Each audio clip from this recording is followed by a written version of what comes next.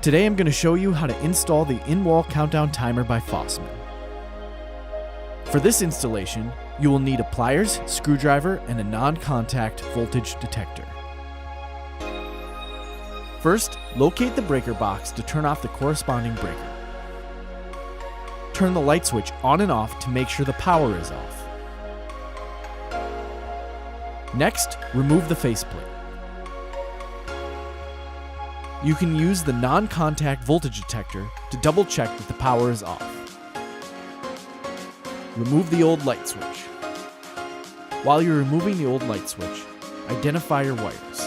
White is the neutral wire, black or red is the load wire, black is the hot wire, and green or bare is the ground wire.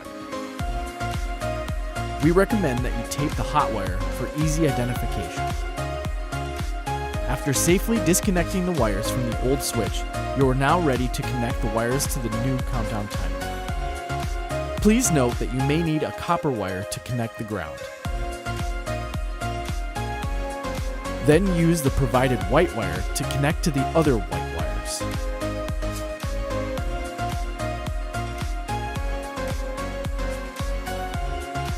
Remove the faceplate from the countdown timer. Now push in all the wires and screw the timer into the junction box.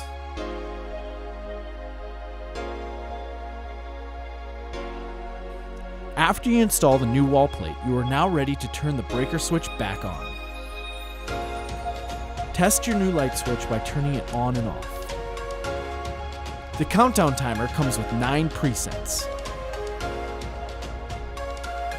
And the LED lit button makes it easy to see in the dark.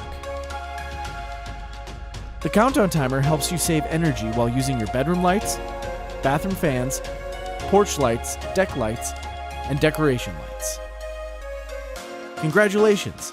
You are now ready to enjoy your brand new in-wall countdown timer.